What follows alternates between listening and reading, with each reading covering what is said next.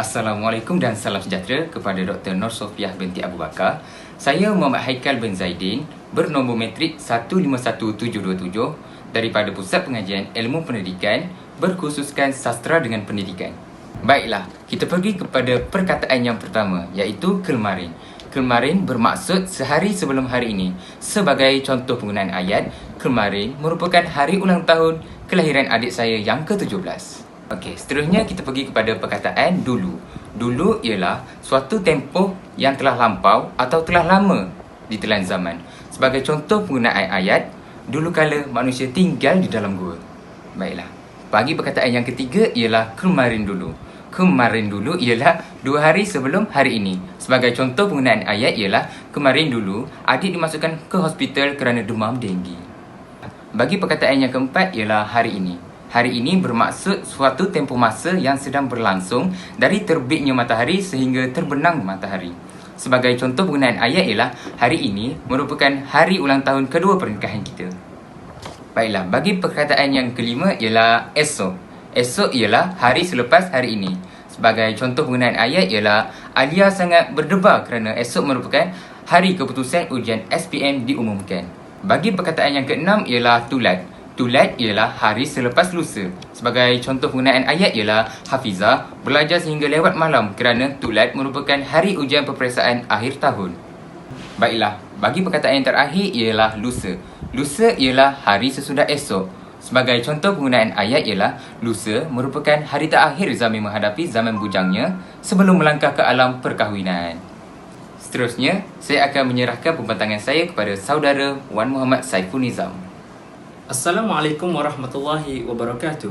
Pertama sekali saya ingin mengucapkan ribuan terima kasih kepada rakan sepembentang dengan saya, iaitu saudara Muhammad Haikal bin Zaidin. Baiklah, saya akan memulakan sesi pembentangan saya dengan perkataan yang pertama, iaitu tonggeng. Tonggeng menurut Kamus Dewan dan Pustaka bermaksud hari selepas hari tulat. Contoh penggunaan ayat ialah ayah akan ke Sarawak mulai pagi esok sehingga hari tonggeng. Okey, baiklah. Perkataan yang kedua ialah minggu. Menurut Kamus Dewan dan Pustaka, minggu bermaksud hari atau 7 hari. Secara ringkasnya, minggu ini lebih panjang daripada hari dan lebih pendek daripada bulan.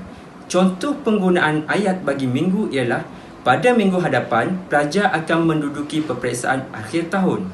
Baiklah, kita akan masuk kepada perkataan yang ketiga, iaitu musim.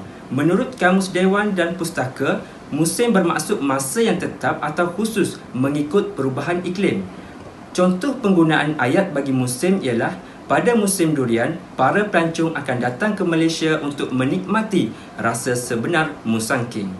Baiklah, kita akan masuk kepada perkataan yang keempat, iaitu semalam. Semalam bermaksud malam sebelum hari ini. Contoh penggunaan ayat bagi semalam ialah ayah dan ibu telah bertolak ke Singapura semalam. Baiklah, kita akan masuk kepada perkataan yang kelima, iaitu pagi. Menurut Kamus Dewan dan Pustaka, pagi bermaksud waktu selepas terbitnya fajar, iaitu kira-kira jam 6 pagi sehingga pukul 10 pagi. Contoh penggunaan ayat bagi pagi ialah ayah akan ke pasar untuk mencari barang keperluan pagi esok. Baiklah, perkataan yang keenam ialah subuh. Menurut Kamus Dewan dan Pustaka, subuh bermaksud waktu terbitnya fajar, kira-kira jam 5.30 pagi sehingga pukul 7 pagi. Contoh penggunaan bagi perkataan subuh ialah pada waktu subuh, ayah akan ke masjid untuk menunaikan solat secara berjemaah. Baiklah, kita akan masuk kepada perkataan yang ketujuh, iaitu petang. Menurut Kamus Dewan dan Pustaka, petang bermaksud waktu selepas waktu tengah hari, kira-kira jam 1 petang sehingga 6 petang. Contoh penggunaan ayat bagi petang ialah pada waktu petang, abang dan adik akan ke padang untuk bermain bola sepak. Baiklah, kita akan masuk kepada perkataan yang terakhir, iaitu malam. Menurut Kamus Dewan dan Pustaka, malam bermaksud waktu selepas waktu petang, kira-kira jam 7 malam sehingga pagi keesokan harinya. Contoh penggunaan ayat bagi malam ialah perlawanan Piala Malaysia akan berlangsung pada malam Jumaat depan.